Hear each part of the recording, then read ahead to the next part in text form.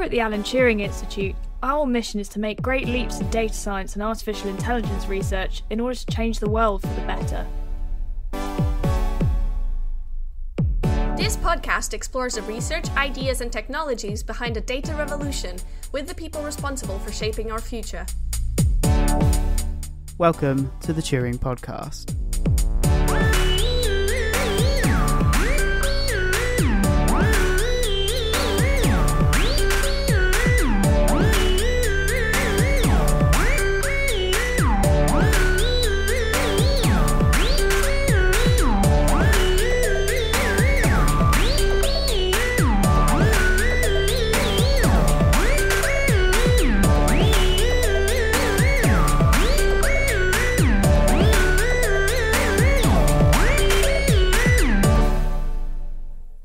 And welcome to another episode of the Turing Podcast. Today we're joined by Paul Röttger and Bertie Vidgen from the Turing Institute to talk about their new pieces of research, which is really exciting. So first of all, do you guys just want to introduce yourselves and tell us a bit about what you've been researching? Thank you. Yeah. As you said, my name is Paul Röttger. I'm a DPhil student at the Oxford Internet Institute, Oxford University, in social data science, now in my second year. But I worked as a research assistant for the Turing Institute, and I'm on the enrichment team starting this year. So got a bit of a connection to both. And my research interests are mostly in natural language processing and specifically in methods for detecting online hate speech. And our most recent work with people from the Turing, with Bertie, who's also here, was on kind of creating a suite of functional tests for hate speech detection models. I think we'll talk some more about that later. First, I'll pass it on to Bertie. Awesome. And my name is Bertie Vidgen. I'm a research fellow in online harms at the Alan Turing Institute, where I work in the public policy program. I'm also a visiting researcher at the University of Oxford, the Oxford Internet Institute, where I did my PhD. And my work mostly focuses on harmful online content, so hate speech, extremism, misinformation, and how we can develop technology to counter, analyze, and understand these challenges. One thing I just thought was really interesting is like your most recent project looking at sort of working out how to like actually measure and analyze hate speech. I was wondering if you could talk a bit about how you approach that, because I know, especially with sort of social media, that can be quite a difficult thing to try and do. Yeah, so it's an immensely difficult task automatically finding hate speech because of how complex and varied hate speech can be. And there's been a lot of effort put in academia and industry trying to develop models that, as I said, automatically detect it. But so far we were feeling that there was very little kind of clear and detailed insight into the actual kind of strengths and weaknesses of those models. So that's what we wanted to address with that work. So we had both been working, like our co-authors as well, we had all been working in this space for quite a while. And historically, people were using a couple of benchmark data sets to test the quality of their detection models.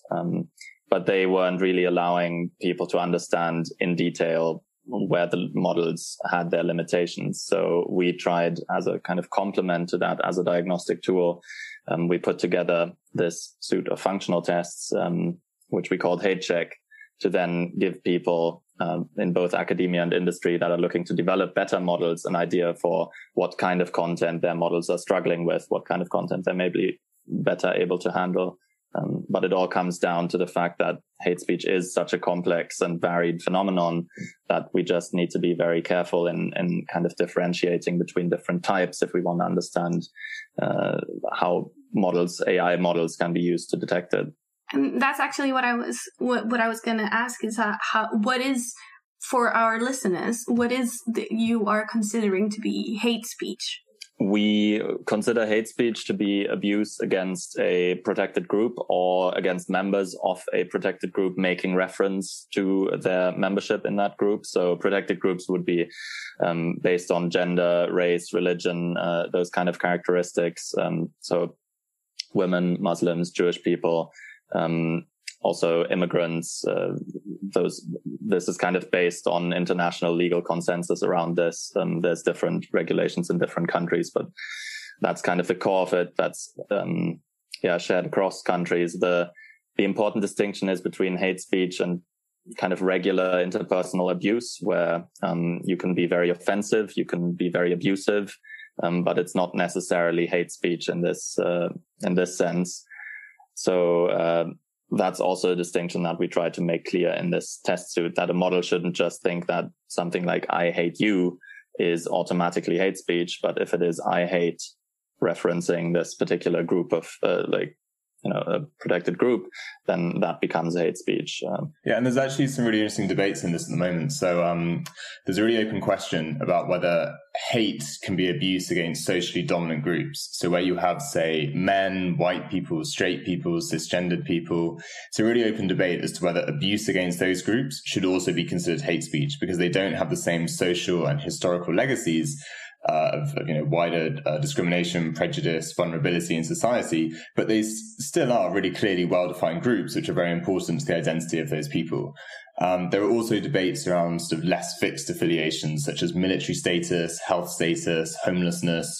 Should people who fall into some of those groups also be considered legitimate targets of hate? So it's one of those really interesting things where to build a really good AI system, you have to be incredibly clear on what it is that you mean by hate and what the limits of your system are going to be. On the idea of the limits of the system, I guess obviously there's the example you gave, which is "I hate X group," which is quite clearly very explicit hate speech. But so one of the reasons I was interested in this is I was looking at when I was doing my master's, I was looking at sort of subtle language and how that could create bias in reporting and things like that during the representation of terrorism.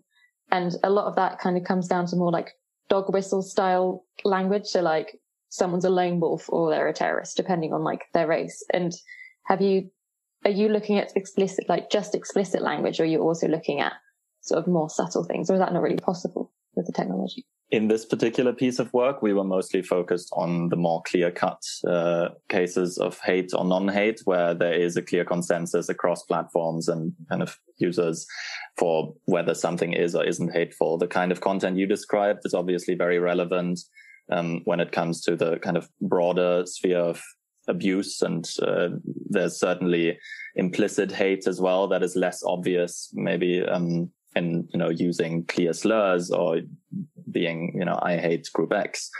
But in this work, we mostly focused on the more clear-cut cases. What's really important there is that we show that even with the really clear-cut cases, a lot of the models out there still can't detect it. Even when you have those very simple, very obvious statements, dehumanizing groups, being incredibly hostile and aggressive and overtly discriminatory towards them, and the models still can't pick up on that. So there definitely is a really important need to look at more subtle forms. And in other pieces of work, we've looked at that. We've looked at dog whistles, as you described it. We've looked at hate expressed through memes, which is often much more subtle and harder to decode. But to be honest, a lot of the commercial and state-of-the-art academic models can't even deal with really obvious stuff.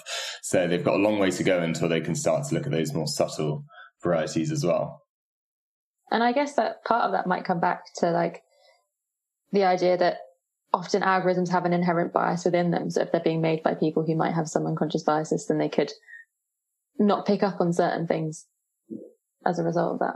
Maybe. Yeah, I think one thing we found in relation to that and in hate speech research generally is that the algorithms pick up on the biases in the data sets that they're trained on. So that's really the main avenue in which these biases enter the model. They try to learn from a certain data set which was labeled by humans for what is and isn't hate.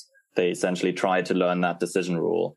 And because those data sets are incomplete and because they are biased and because they are annotated by people who might have their own biases, for example, there's some data sets where it has been shown that essentially the same kind of hate against women is viewed as less hateful than hate against groups based on race, for instance. So these kind of biases get encoded into the data sets. The data sets themselves are incomplete because they're usually collected from one specific platform at one specific time with a specific set of keywords. And those are then the biases that the models kind of pick up on. So there can be kind of a bias introduced just by how the models are built, but the main input really is in this training data. And that's really where a lot of the issues that we see with the models today come from as well. How could you build a better ideally, okay, let's imagine we're in an ideal world where people are still hateful, so not an ideal world, but better. But let's imagine you can make the data set that you would want. Would you want, like, for example, people from all different countries, for example, because society is one of the main reasons for unconscious bias, or would you? How would you build this data set? Yes, so I would say it's not only a question of where the people are from who are annotating the data. That's certainly one of the aspects, but also just the completeness of the data set itself. So just to have a wide variety of different kinds of hate and non-hate in a data set, that really helps improve the coverage of the models that are trained on them.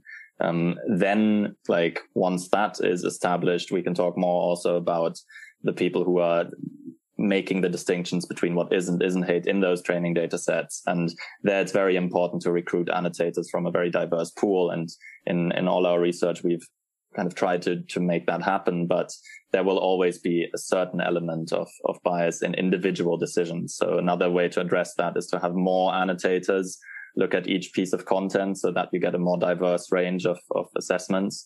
But ultimately, it's really a question also of just coverage in terms of having larger and more diverse data sets that help the model learn these kind of decision rules. And another piece of work relatedly that Bertie led on, and maybe he can talk a bit more about, is also this idea that we train the models by challenging them, by essentially trying to trick them with content that is very clearly hateful or non-hateful, but that they might get wrong because they misunderstand the problem that they're trying to solve. Yeah, I mean, I think the thing here is just to reflect on sort of maybe where the field was 5 years ago, because hate speech studies and online hate speech research and use of AI to detect online hate is actually quite recent. So the sort of first really big paper was from 2012.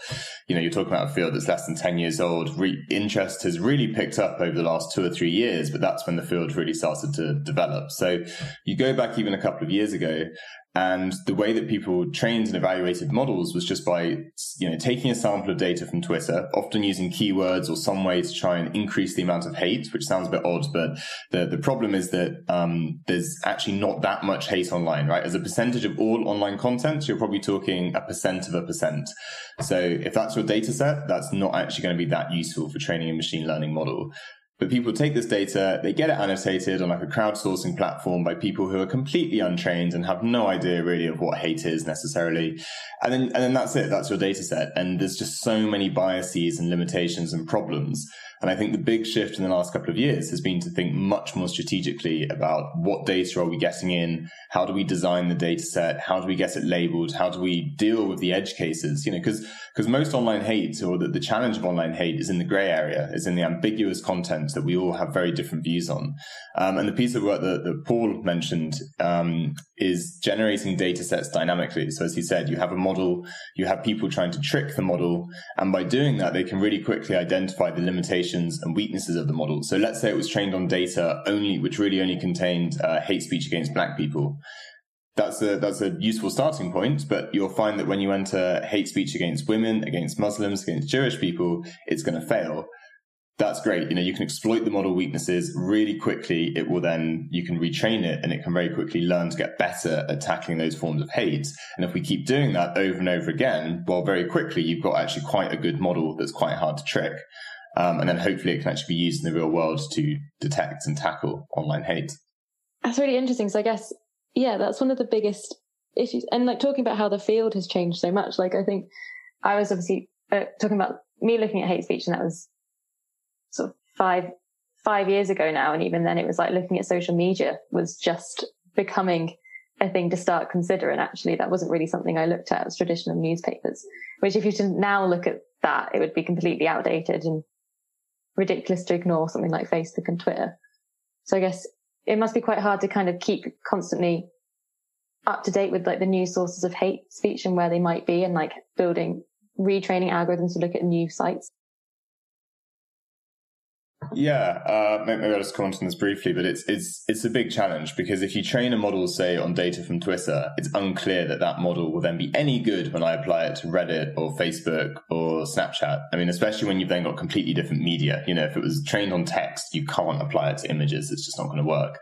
But there are so many differences in the platforms that, you know, you're going to have a lot of challenges there. Maybe Paul can talk about that. But I just wanted to talk about the fact that this actually creates a much bigger issue in that it's very hard to compare how much hate there is on different platforms and in different spaces and how much the amount of hate is changing over time, because our measurement tools have to keep changing. So if the way that you're measuring something is constantly changing, you can't really compare like for like. I can't go, oh, look, you know, 1% of content on Facebook is hateful versus 0.1% on Twitter, because I'm measuring completely different things with a different tool. And that's really, really difficult for policymakers, regulators, civil society to try and get a handle on how big this problem is and when it's peaking and how effective different interventions are. So it creates a lot of downstream challenges as well. And maybe to add on to that, I think there's another issue that almost precedes this consideration of different platforms being different in terms of, you know, the prevalence of hate and comparing between platforms, which is just one of data access. So it's very, it varies a lot by platform, how much data researchers can actually access to look at these questions, to analyze the prevalence of hate, for instance. And some platforms are very private with their data and very closed off, whereas so Facebook is one example where it's very difficult to collect posts or comments from Facebook to then train maybe a hate speech detection model on. And the other example being Twitter, which makes a lot more publicly available data accessible to researchers. But that has also led then to the fact that most research has focused on Twitter and, as Bertie has said, isn't necessarily super transferable to other platforms. So there's really, like, just from a research perspective, it can be very difficult to get access to the kind of data that you would need to truly get a sense for how much hate there is on a platform like Facebook, because that data is so closed off. It's quite ironic because what we've heard about Facebook is that privacy is not very respected. Yeah. There was a big change after the Cambridge Analytica scandal where they started to be a lot more restrictive. And I certainly don't want to make it sound like, you know, there aren't good reasons to be very private about your users' data. Like, of course. You know, Twitter handles it in a way where public posts that are publicly accessible can also be accessed by researchers. And that makes sense. I don't think anyone's, that doesn't violate anyone's privacy rights. But if Facebook decides to not make this data accessible, there are reasons for that as well. Just from a research perspective, obviously, having that kind of data access would be important to truly understand the phenomenon as it's happening on the platforms. It always has like two sides of the same coin. What about choosing platforms that are more, I don't want to say famous, maybe infamous for their promoting hate speech? For example, Parler. I think that's the one that was very prominent. Is this something that you would look at, or would it be a biased sample of data set? So yes to both in a way. So it's absolutely something that has been researched. So there's Parler, there's Gab, there's 4chan, 8chan, and all those different platforms, which, as you said, are infamous for the amount of hate speech that is hosted on them. And they all market themselves as kind of quote unquote free speech alternatives to the mainstream platforms. But in effect, that often means just that there's a ton of hate on there. And on the one hand, that's interesting from a research perspective because we see, you know, we don't have a lot of the kind of small sample issues that we might have when we try to essentially find hate on Twitter. But on the other hand, as you alluded to, these platforms also have very particular user bases, and they use a very particular language in those communities that doesn't easily map onto the language that might be used on other platforms. So, you know, the memes that Bertie mentioned on platforms like 4chan or 8chan are very particular to those platforms. So we can maybe understand hate on these platforms fairly well. But the question is, how much are we able to learn from that about hate in the bigger, on the bigger platforms? Yeah, and the big challenge with hate speech is that most of it is not illegal, not even close to being illegal, if we're being totally honest. That the law is notoriously badly formed and thought through in this space, and the Law Commission has actually had, I think, 2 consultations in the last year to try and improve the law around online hate. So we're mostly dealing with content that is down to the platform's discretion whether they want to get rid of it. Now, the government has just announced the Online Safety Bill, which massively increases the amount the platforms have to do to inform their users of their terms of service, to develop those terms of service, to make sure that they're being enforced in an appropriate way. But nonetheless, if a platform says, look, we are explicitly a free speech platform, we will only get rid of the very worst content that we think leaves us open to legal challenges, then that's their decision. And that means that a huge amount of what most people would consider hate speech is going to be left online. And that, of course, makes it really interesting to study. So when you look at these niche alternative platforms, there's a lot of content and a lot of data that you would never be able to get from Facebook or Twitter or YouTube. But from a social perspective, it's a real problem because these are still spaces on the web that people can go to, and it can have very harmful effects. I remember I was reading your blog post, actually, that you wrote for the Turing website about steps that social media companies could take to reduce hate speech, and going to the idea that language that is socially unacceptable isn't illegal, and so it is at the discretion of these companies. And I think one of the things if you could talk about some of the things that you were saying that you think would be good steps for places like Facebook to do to kind of limit this, and maybe some of the risks around that as well. Yeah, I mean, I think the thing that we really need now is to have more appreciation of the harm that's inflicted on the moderators. That's the thing which we just don't talk enough about. And there was actually a bit of an expose in the BBC a couple of weeks ago about a moderator who worked for an outsourcing company who then ultimately works for Facebook to moderate content. And that's the business model of most of these platforms. They don't moderate the content themselves, which is understandable. That's not their core business. Their business is to develop an awesome platform and to get people engaged. But they outsource a lot of it. And that's a real problem because you've got a lot of workers who are not very well paid, who are not given a lot of support, who are given really difficult targets to meet. A lot of it is sort of how much content can you get through in as short a time as possible. And they're the ones who are keeping the internet safe. AI has a lot of problems, but if we can use AI to replace people who are then being exposed to huge amounts of harm from viewing this content, that has to be a good thing. Or at the very least, if we can use AI to augment and supplement what they're doing to improve their work. So I think that's a really important thing that we have to think about. I think the other thing is to recognize that these issues are all tied up with commercial concerns. And that's in a way why maybe there hasn't been as much action on hate speech as we'd like to see. Every platform does everything separately in silos, but it's a social problem. It's a societal challenge that we have online hate, and we all bear the costs of having that content online. So yes, the platforms should be paying for it because they're the ones who make all the money of having these platforms. So I think they should be funding it, but we need to be way more collaborative in how we approach the problem and have much more platforms and academics and government and civil society working together to build effective solutions. And at the moment, we just don't see that. And it really is holding back the field and holding back our ability to make better models and to address all of the weaknesses that we've identified in our recent research. I also want to ask whether hate speech is in itself an evolving concept. I mean, the things that are considered to be hate speech is evolving because, as you said, this is a field that started very recently, and there are things that are considered hate speech now that wouldn't be considered hate speech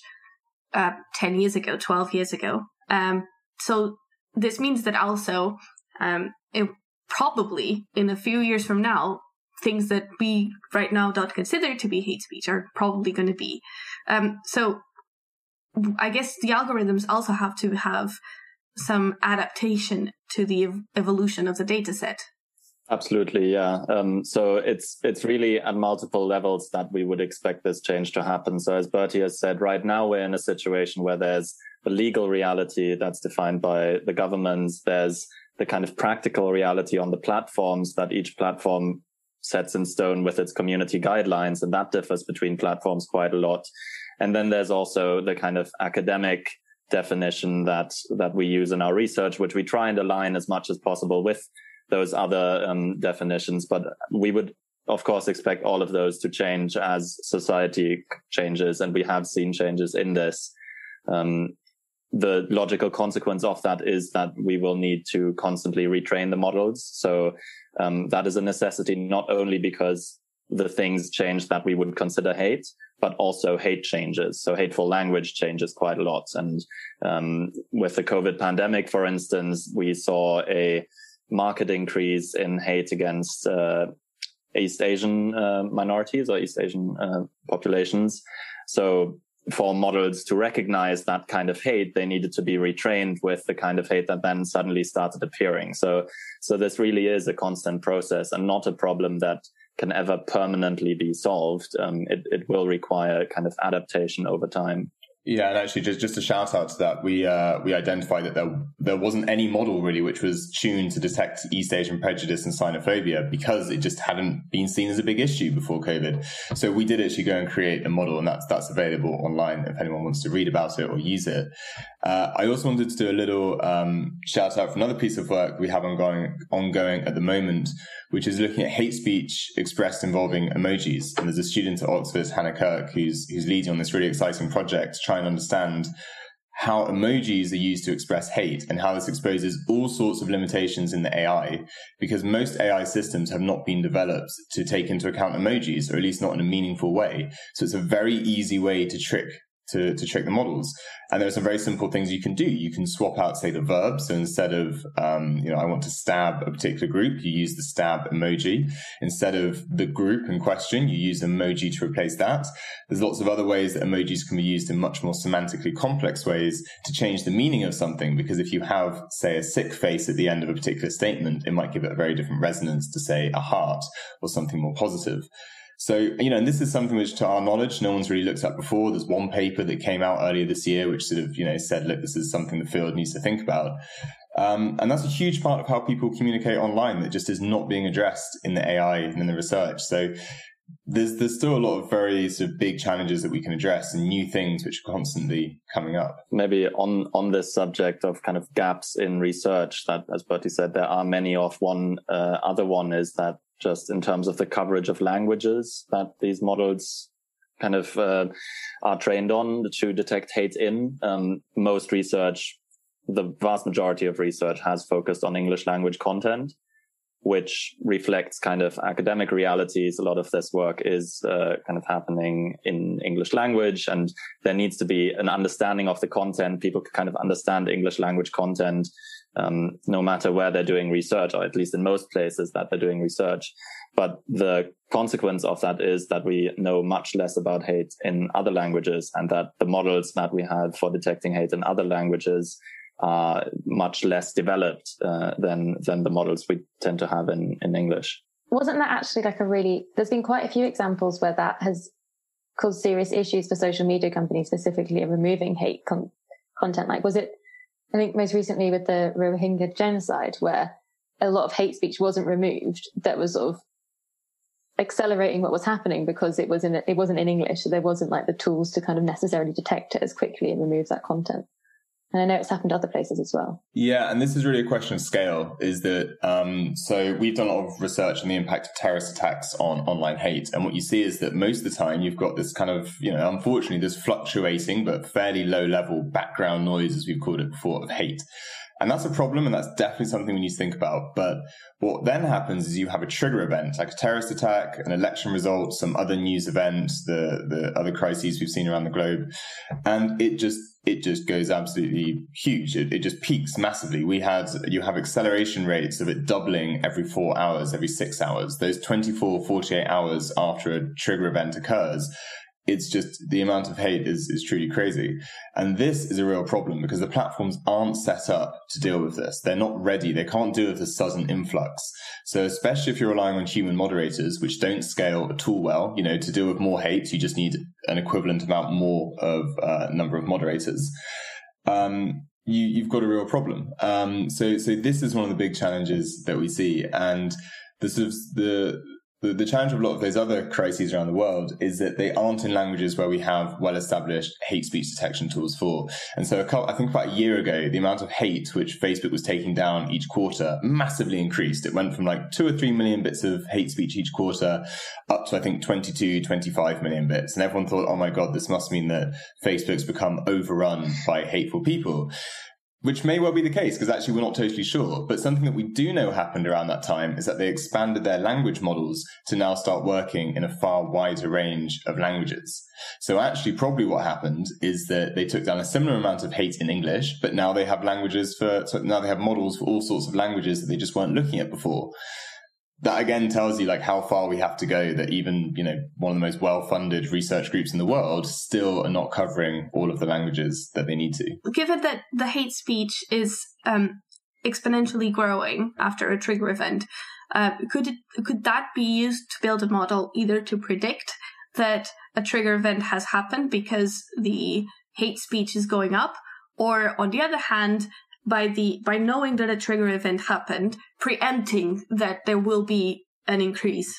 I mean, it's the unpredictability and the speed at which they happen, but we have certainly advocated that platforms have special measures in place for these sorts of periods. And we are actually launching, and I should always call out on our recent work, we are launching an online harms observatory over the coming months, which will hopefully provide real-time insight into the dynamics, prevalence, scope, impact of harmful online content, including hate speech, misinformation, and extremism.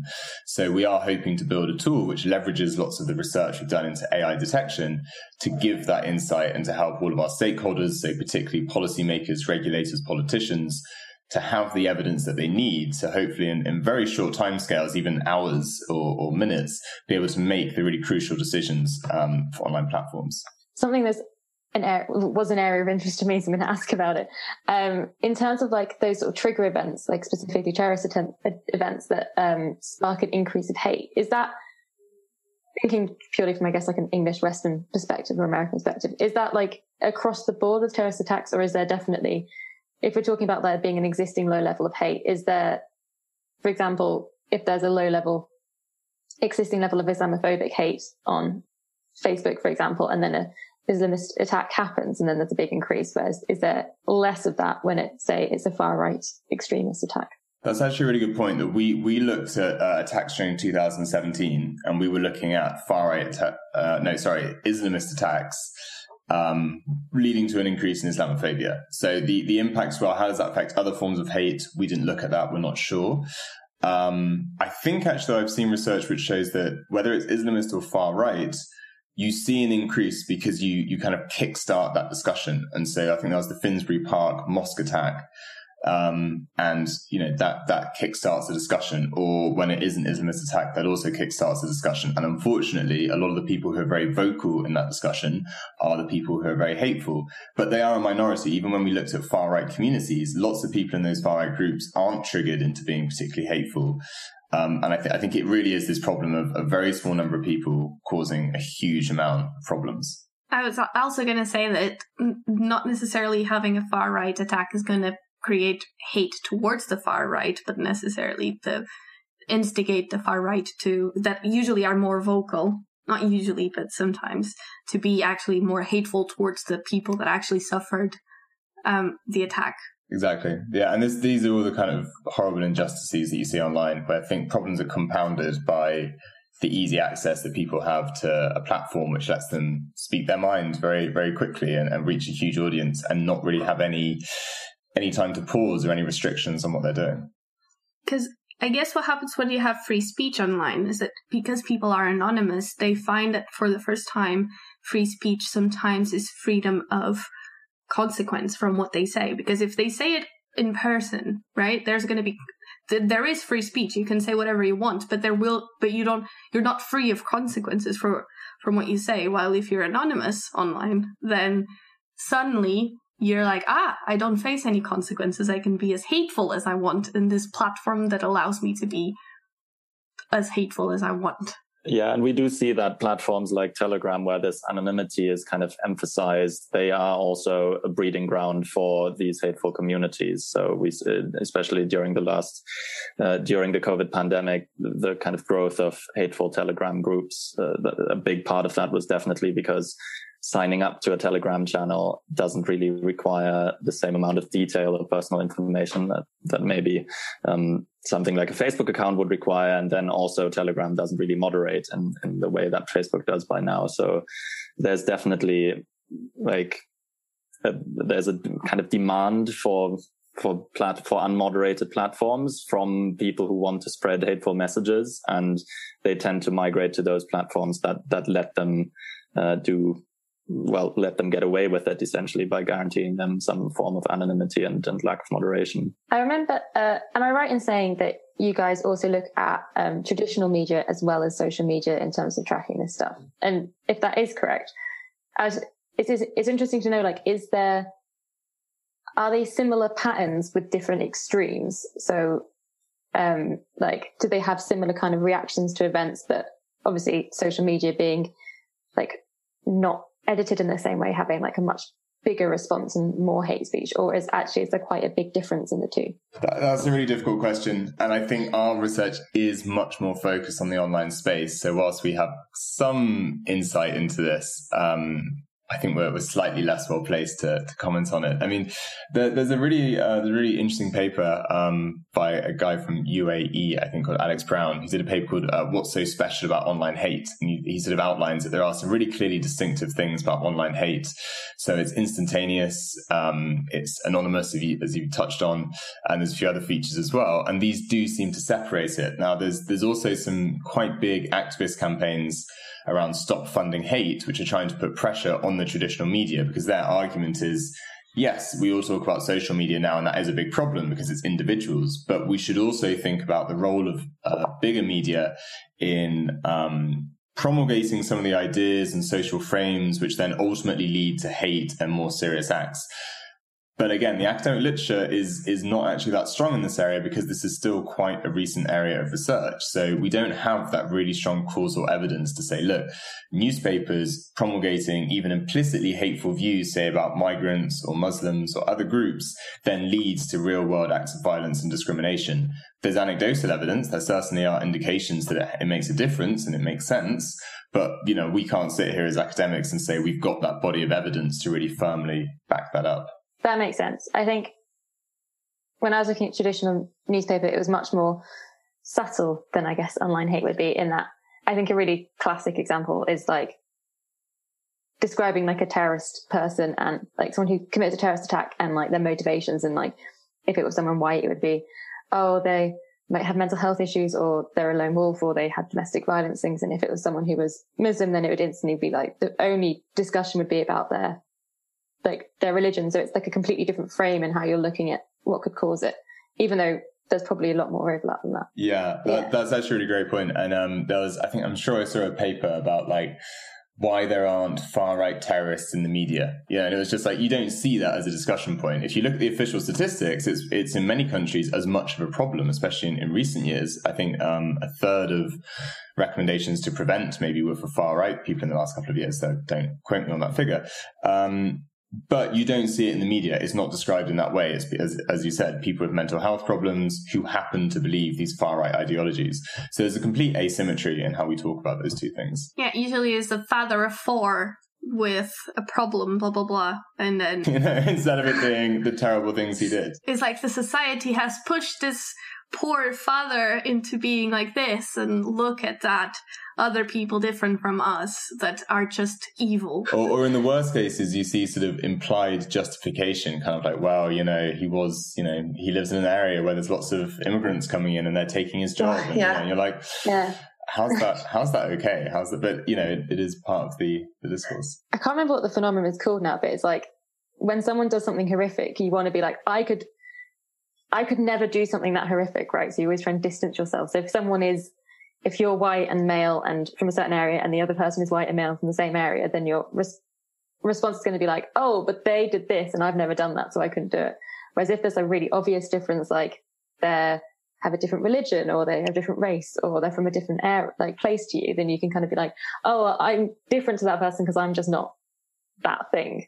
So like, that's one of the reasons, like, it's not, or not one of the reasons, but like an idea that it could be because it's just, you're trying to find the difference between you. So you just generalize. The more different someone is, the more you generalize about that person. There's actually, and I can't remember the name of it, there's a really interesting concept in social psychology, which is an area that we draw on, though we haven't done any actual research that I would call as social psychology. But they talk about this fact that when you're talking about other groups, you often just homogenize them. You don't really see them as like individuals with all the same variations and differences and nuances that we do for our own social groups. It's just like, well, they're all like this. And even if that's not a bad, they're all like this, it's just a stereotype that you hold and it could be positive, that's still a problem. You're still in a way othering that group, and you're not recognizing that they're individuals, and that there may be some group level similarities, and that certainly has also been shown in research, but individual variation is much more powerful than group affiliation in most settings. That can lead to very kind of complex forms of offensive language, even if it doesn't necessarily meet the standard criteria for what we would consider hate speech. So there's a paper out last year, one of the first ones to talk about reclaimed slur usage, which is also something we touched on in the HateCheck paper, but also kind of linguistic forms like adjectival nominalization, where you, instead of referring to a group as women, you refer to them as the women, or like Mexicans are the Mexicans. So like by adding that article in front of it, you create this distance and you kind of homogenize them as a group of people, rather than referring to their being Mexican as just an attribute. It becomes the defining characteristic. And that kind of language, as I said, it doesn't necessarily border or cross over into outright hate speech as we would define it, but it kind of it kind of creates a breeding ground, and it plays into the same frames that a lot of hate speech does more explicitly. Which brings me to a question. When you're gathering the data, do you actually take into account the person that has said the hate speech? Because there are certain racial slurs that, if are said by a certain group, are quite offensive, but if it's said by the actual group of people, is not.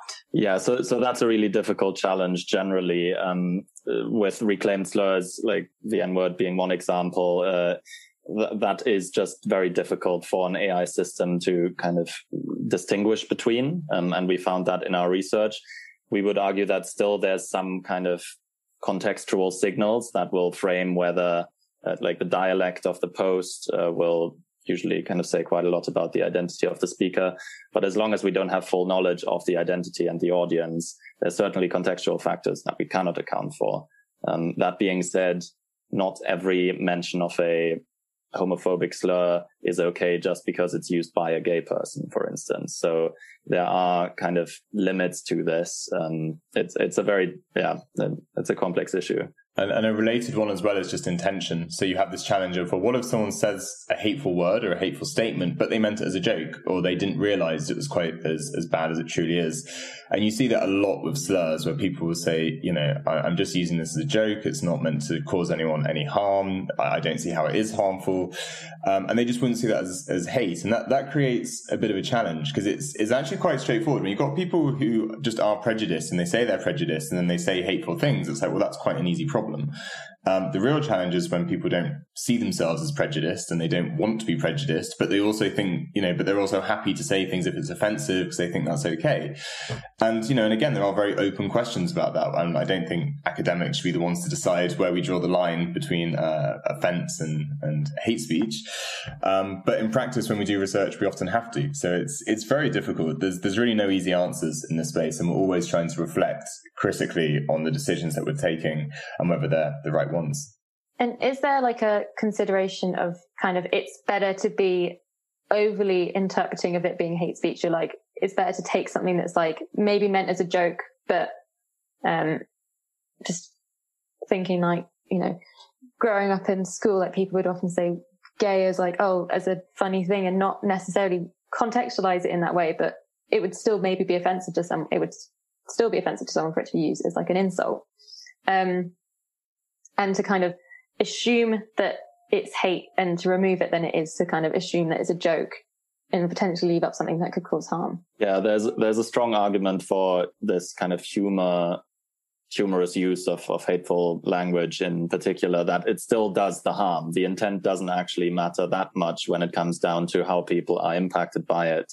Because when you use a word like gay as an insult, even if it is a 13-year-old boy using it as a joke, it still does the harm that it would do if it was used more explicitly as a hateful, in a more explicitly hateful context. So from that perspective, there's definitely an argument that yes, this should be taken down. For instance, that intent in that particular case shouldn't really be the main consideration. But it does draw attention to this balance that every moderation system needs to strike between being careful to protect the people who would be harmed by that kind of language, but then also not necessarily over moderating and just taking everything down that uses the word gay, because of course there's a lot of users of that word, in particularly in completely acceptable contexts, like news articles, discussions, that we wouldn't just want an AI system to take down. So it's really that kind of balance that a good system will need to strike very well.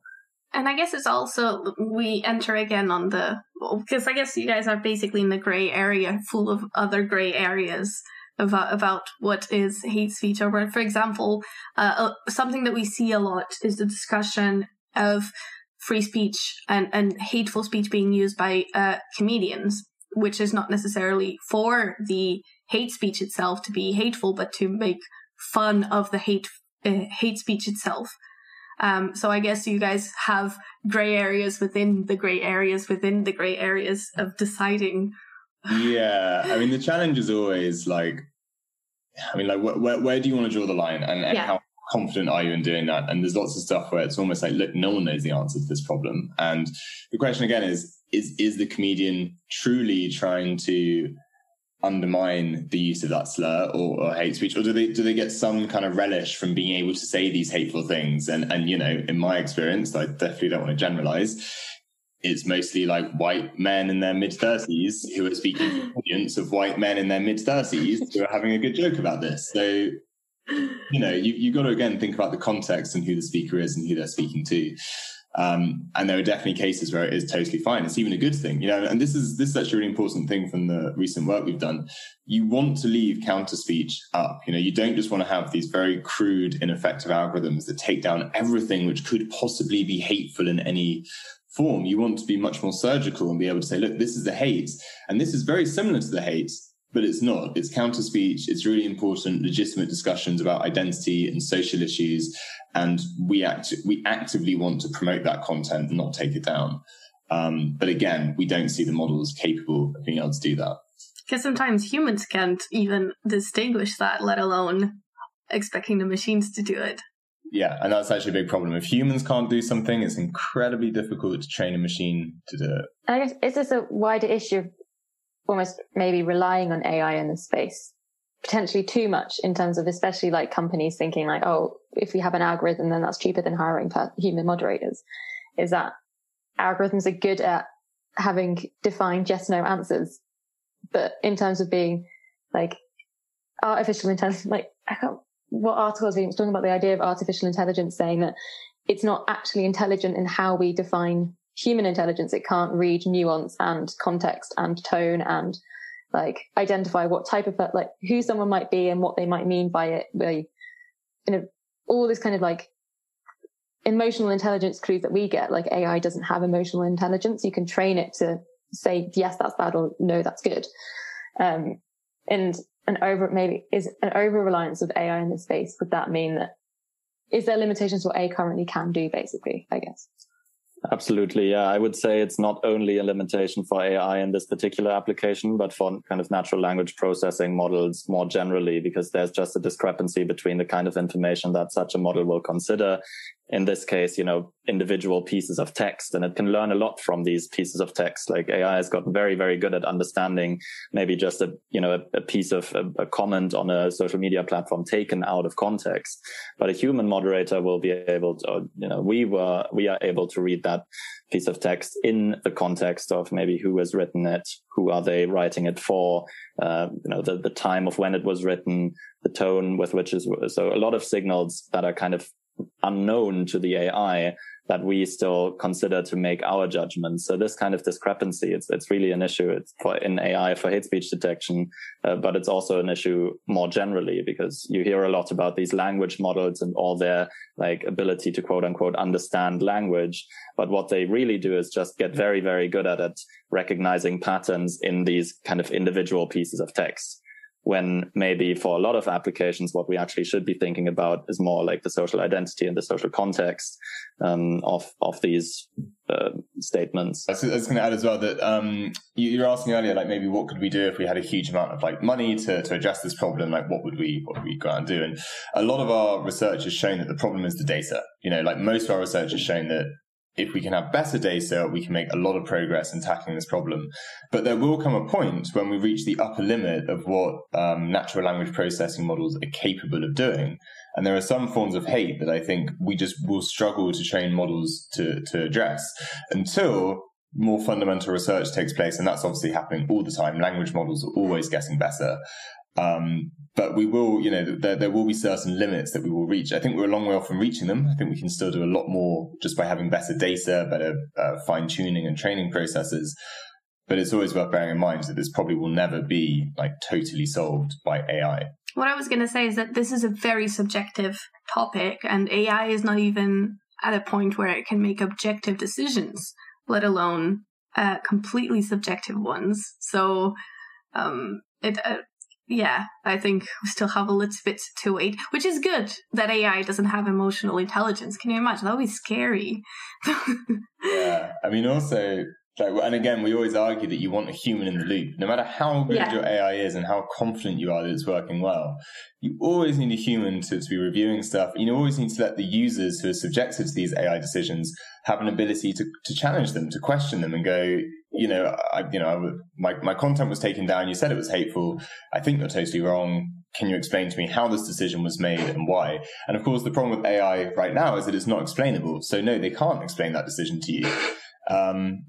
Because we said so. Yeah, it's literally just we took you down and deal with it, Yeah, I was reading Weapons of Mass Destruction by Cathy O'Neill, which talks about this, and it's one of the biggest issues in AI and algorithms at the moment is this concept of it being like a black box. People buy an algorithm and then use it, but then because they have no understanding of how it works, and it's very much the computer says this, and the computer must be correct, and there's not an understanding of that. It's based on data sets that could be biased, or it's not an infallible thing just because it's an algorithm. Some human made it, and human beings are not infallible, so therefore it's not. Exactly. And I think that's why it's so important to work towards more inherently explainable models. So to kind of open up that black box on the AI side of things. And there's a lot of work being done on that, although there's kind of contesting streams on what it means for such a system to really be explainable. But then also to think about these systems, how they're used in practice as part of kind of a wider moderation system where there are, as Bertie said, humans in the loop. There's kind of human accountability. There's the ability to kind of challenge the decisions and to push them maybe to then a human moderator that will have kind of an adjudicator. There's a tendency towards this. I think a general awareness that we can't just rely on one component, just the AI, to address these questions. But it's just important to keep in mind that there needs to be this kind of interplay. I guess we're fortunate that we've done a huge amount of research in online abuse and online hate over the last 2 years. So, I mean, there are other things we can talk about. There's the role of context. How do you take that into account? How do I take into account the previous things that were said in a conversation thread? Again, AI really struggles with that. So if everything else that came before was hateful, but your comment is hateful as well, but I can only see that if I know everything that was said before, AI is not going to be able to pick up on that at the moment. People just haven't built systems to do that. There's all sorts of challenges around multimodal forms of expression. So when I have a meme, which is an image and text, and the image and text by themselves are absolutely fine, but when they are put together, they express something quite hateful. that's incredibly challenging for AI at the moment. So there's absolutely tons of things that we could keep talking about. But I think this covers all the things from our recent paper, HateCheck, and also learning from the worst, which is the other paper we've talked about a bit. But yeah, Paul, what do you think? No, I agree. Maybe to pick up on one more point that we had mentioned earlier as well, this idea of kind of language change and the idea that we need to build models that are kind of inherently adaptable, and we need to find efficient ways of retraining them constantly to pick up on kind of the newest forms of hate. I think that, along with, as Bertie said, the modality of the content, so image and video content, as well as the context in which the content occurs, and then also the language coverage of the models on the research side as well, not only on kind of the industry side. I think those are really big areas that a lot of exciting research will happen in the next couple of years. Yeah, especially I imagine with adaptability and like the idea of memes as well. Like so much of stuff just isn't offensive as an image. Was it Pepe? It was like Pepe the Frog memes, which if you were to just look at it and not understand that it was used as a racist thing, you would just be like, it's a frog. But obviously actually the image has so much more context to it because of how it's been used that isn't necessarily an obvious thing that you can just look at a meme and go, that is hate or that is not hate, because there's so much more layers to an image. Yeah, and it is just inherently more ambiguous. And actually something that we haven't talked about is the fact that detecting hate is really challenging when people want it to be challenging. There are people out there who are being hateful and they're trying to avoid detection, or they're also slightly like it's a bit of trolling, like it's a kind of game that they like to play in of sort of what can I get away with saying which will pass your filter. And that's a really big challenge as well. So people using coded language, they'll swap out identity terms with other generic terms. They'll misspell things intentionally. They'll use memes and images and emojis and all sorts of subtle ways. I guess we haven't talked about that in a way because even though that gets quite a lot of academic attention, we know that in practice, that's a very small minority of people who are trying to do that. The real challenge at the moment is just people being hateful, not trying to get around the content moderation filters, but still we struggle to detect that content. But yeah, Pepe the Frog was a great example where intrinsically there's nothing about it. And I can't remember the name of the sign. The sign of, I'm showing you on the image, but maybe someone knows what this one is. It's like the OK hand. Yeah, the OK sign that became the white power sign. Yeah, exactly. Yeah. Again, if you don't know the context in which it's used, you never detect it. At the same time, probably 99% of uses of that symbol were not hateful. So if you just took down all of them, that would be a very, very bad strategy. So it's really complicated. It's definitely such a fascinating area of research, and it's going to grow so much over the next few years, just as obviously social media is becoming more and more dominant, and hate on social media is such a big issue.